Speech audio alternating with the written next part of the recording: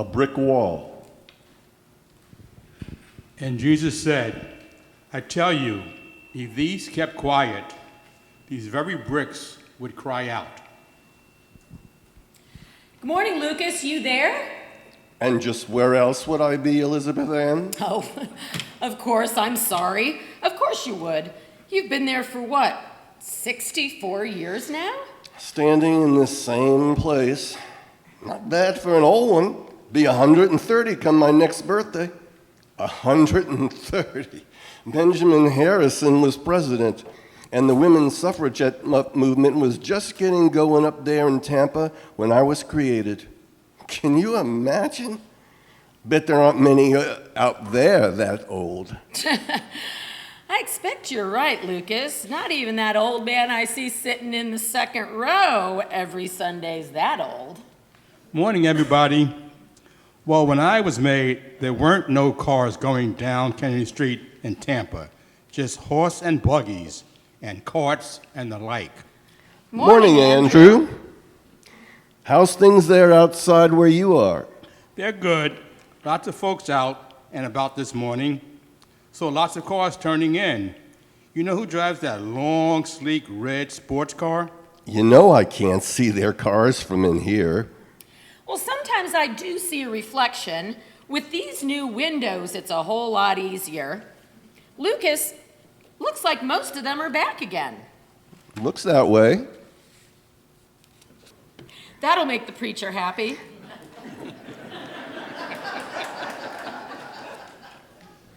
Reckon so. Same folks every Sunday. You can tell easy enough because they always sit in the same spot. They might as well come on up here and stand with us because they never seem to move. Think they're mortared into? Lucas. Do you think they ever pay us any mind? Don't imagine so, if they see us at all. And lots of them never do.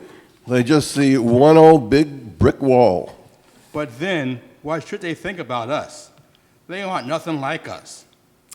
No, Andrew, I think that's where you're wrong. What are you talking about? They ain't. Look at them all dressed fancy. They come here once a week. They're talking, singing, and praying. They can be a noisy bunch. Then they get in their cars and leave. We don't go nowheres. I ain't moved since they stuck me in here in 1955. You been anywhere, Elizabeth Ann? How are we anything like them? John, what was the preacher's name then? Oh, Lucas, they were all named John till that West fellow came along. No, I haven't been anywhere. And it was John Jackinson. He was the preacher here when we were brought down from Tampa and this wall was built. At least y'all all are inside in the cool. Me, I just stand outside here in the same spot, in the rain, in the hot sun, day and night, night and day. Just stand here watching people zipping by in their cars, all those young'uns going to church school over yonder. I've seen some of those same kiddies grow up and bring their children and grandchildren to that same school. Even some of the folks that turn in here on Sundays don't pay me any attention. Now, see, that's where I think you're wrong, Andrew. Some of those folks out there, they think you look fine, Andrew, standing so tall. They know they can count on you. You've always been like a landmark for them. And the little ones. And I'm thinking more than one of these folks here this morning might be here because one day when they were driving by, they saw you out there and thought, what a mighty fine building. Must be good people to build such a fine building.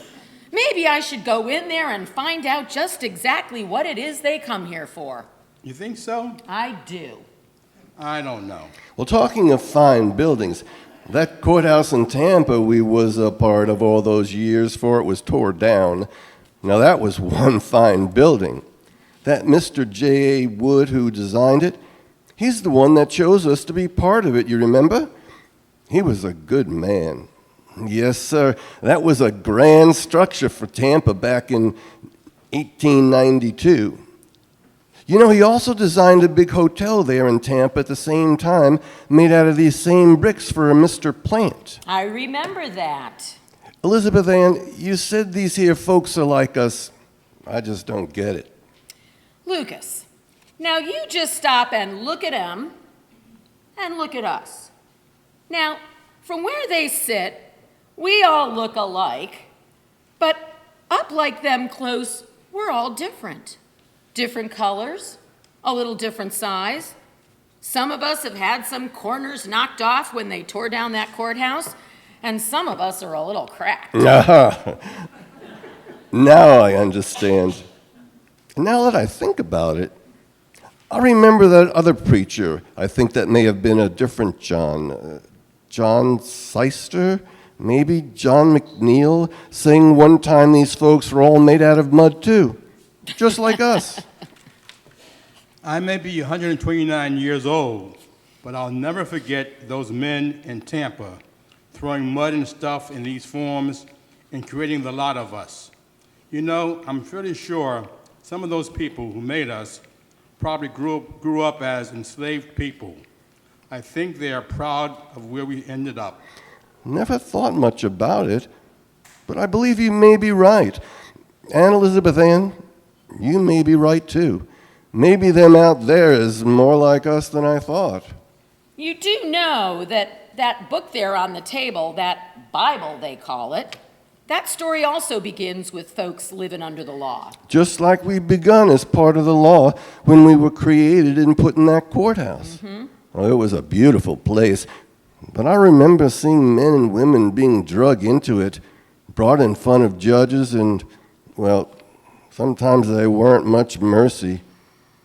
Even from outside where I was, I could hear them crying out and begging.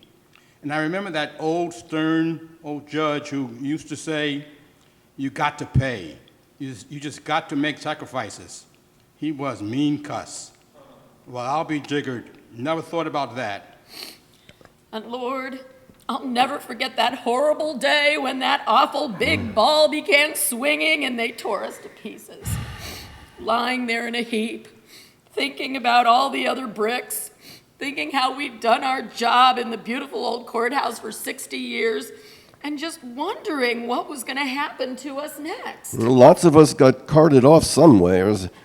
I remember the trucks, the dust, and the noise. I thought to myself, well, that's that. It is finished. It is finished.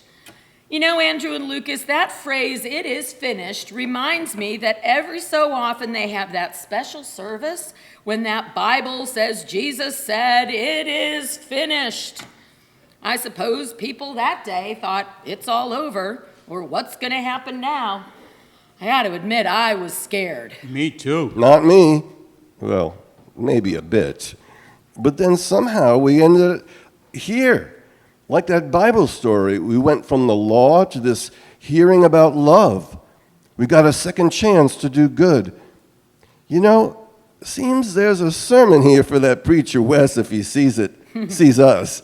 I mean, like them, we were created out of the mud of the earth. We stood under the law, and then when that was destroyed, we were saved to enclose this house of love. No more screaming and begging, just lots of singing and praising. And oh my, when Greg plays that organ, well, sometimes I think my mortar's just gonna crumble and I'm gonna fall out at his feet. Love. That's what they and we are all a part of, aren't we? You know, Elizabeth Ann, you just might have something. Maybe we're more like them sitting out there than I thought. I just hope in other ways they ain't like us. What do you mean?